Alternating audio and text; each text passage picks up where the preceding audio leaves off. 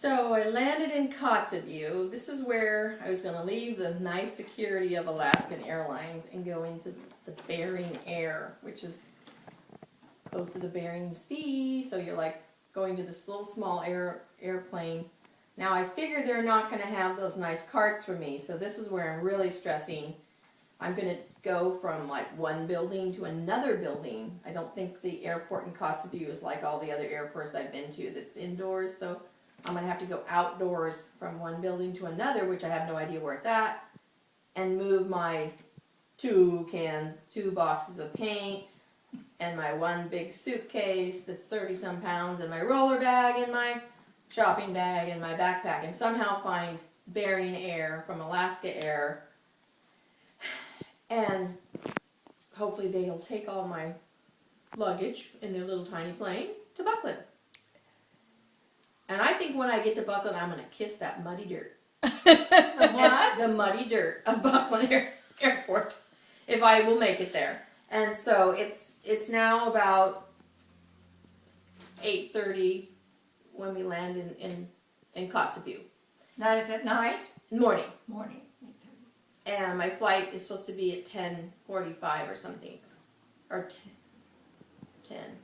And Kotzebue is like a little strip of dirt.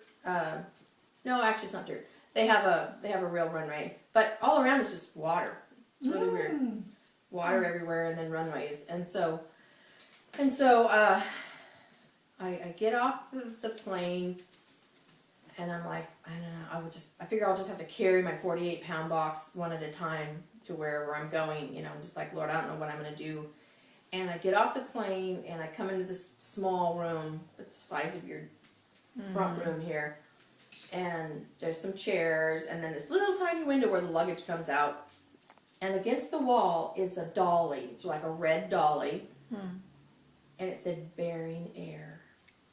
And I'm like, I think if God could put Kathy Esway tag on there, I think he would have. I think he put that right there for me. I just know it. And there was a man standing next to it. And I went over to him and I go, is that your dolly?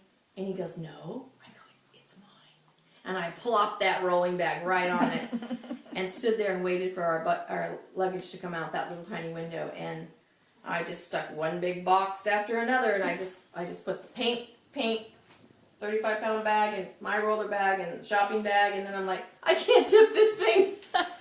And then I asked the guy that was there, I said, before I put everything on there, I said, do you know where Bering Air is? And he goes, oh yeah, sure, it's across the parking lot, wet parking lot. And so he took me out the door and he pointed, it's freezing out there. And it was like diagonal and maybe not too good at feet, but I don't know. Not as long as you had to run. 200 feet, yeah. In the airport. Not as long as I had to run, you're right. Maybe 200 feet across the parking lot. Not bad at all. Even if I had to carry one box at a time, I would have drug them or something. But anyway, I was thankful I could do it. I knew I could do it. But to get out the doors, you have to open the door and push, and there's like 2 of them.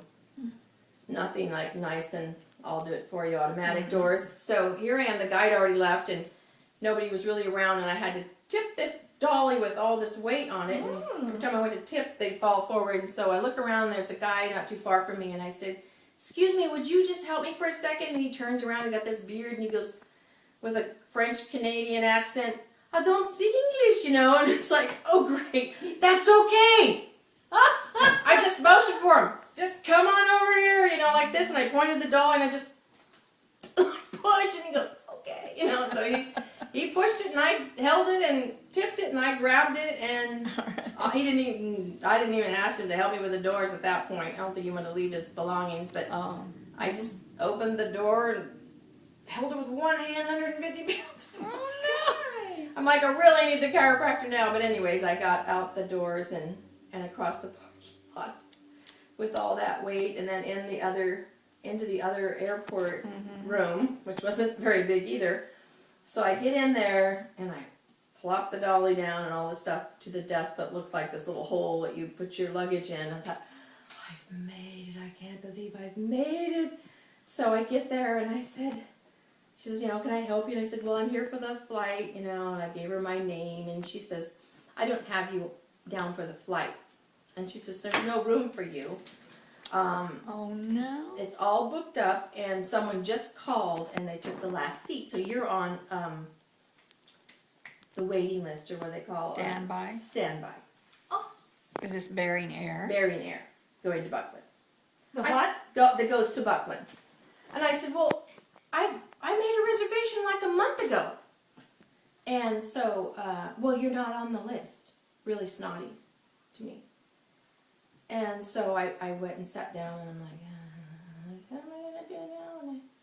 So I got up and I said, well, you know, my name's really weird, like S-Way. Do you think maybe it got mixed up and says something funny, so maybe let's look at the names? And she goes, I know everyone on this list, and you're not on it. Okay. So I went outside, and I started crying, and I was trying to call Jim, and he didn't pick up, and so I started to cry. And Oh. I opened up my backpack and to get a Kleenex, and all of it was full of underwear. It was full of underwear. So my story, crying in my underwear in Kotzebue. So I pick up my white cotton underwear, and I'm just wiping my eyes, like blowing my nose, and it was so full of underwear I couldn't find anything anyway. And I'm like, here I am in Kotzebue, and I don't know if I'm going to make it to Buckland, and I'm just crying in my underwear, and I'm like, After all you've been through. after all I've been through, how could it get any worse? And they don't even have me written down, and I'm like, what am I going to do? And Maybe you were on the wrong plane. no, If you weren't written down. I made a reservation. They're just so, like, she said, oh yeah, no problem. I didn't, hadn't paid for it, because she goes, oh, just pay when you get here. They're so relaxed. I mean, everything's written in pencil and whatever. So I dried my eyes, and I went back in, and I'm like, there's another flight in the afternoon or something. So I sat there for a while, and I go, well, I better make sure they got my return flight, because I'm coming back, and I want to make sure I get all those things. So I go up, and I said, well, I want to make sure I have my return flight. And she goes, well, you have to go over to the reservation window. I go, oh, okay. So there's this little tiny window off at the side with a piece of paper written reservations. And this little lady sits over there. And I go up to her, and I said, well, I just wanted to make sure I had reservations for my return flight. She said, oh, what day is that? And she was really sweet. And so I said October 2nd or 1st or something. So she flips to her book. Everything's just written in pen and pencil. It's just like line after line. Nothing's like computer. Oh, there's no computer, none of this stuff. It's all like, oh, let me see. October 1st. What's your name? And I could see my name on there, Kathy S-Way. Oh, that's me right there, Kathy S-Way. Oh, yeah, we have you down. No problem. I said, what about today? What about today? Do you have me on today? Oh, let me look. Yeah, right there. Yeah, you're on today. I turned to the girl because it's only like from here to there. She has me on for today, right here in the book. Snot. And she goes, oh yeah, well don't worry, you're going to make it. What's she mean by that? I'm going to make it on the plane. I'm just cried in my underwear. And now she says I'm going to make it. What was going on? Well, she said, I was on standby before, and then I'm like, hey, I'm in the reservation book, and then she's like, oh yeah, don't worry, you're gonna make it. Like, we must have enough seats for me now, or whatever. And Weird. so I go and I sit down, and I'm like, okay, I'm gonna make it. Be all right, The plane was like an hour late. Oh God. So I was able to text Amanda and tell her we're gonna be an hour late. I didn't tell her I cried in my underwear, so. But ended up the plane had, I don't know how many of us, 2, 4, 6, 7, 8 of us, and a baby, and a big satellite dish. Oh. They better not have put that satellite dish on before me. But anyway, they probably had to take all the seats out. It's probably why we were an hour delayed leaving to get the satellite dish on going to Buckland. So we finally got to get on there, and I got to fly to Buckland, and it only took about half an hour to get there from there, and they took all my luggage. Nobody asked anything about the stupid. I had to pay $60 for it. just get it on there, but he didn't ask me what was in it, and then I sat in front of a guy. He started talking to me when we were almost there, and he goes, "Well, what are you doing going to Buckland?" Or something like that. And I said, "Well, I'm going to go see my daughter Amanda and her husband Joey." "Oh, Joey and Amanda! Everybody knows Joey and Amanda."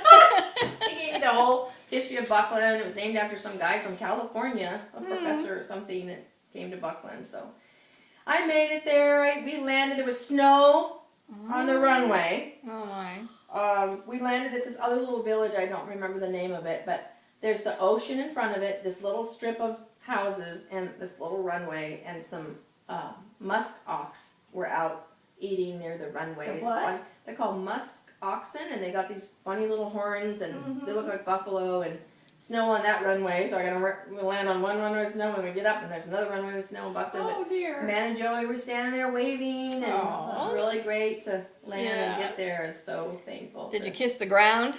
No, it was kind of wet and snowy, but I kissed Amanda and Joey. So that's the end of the trip.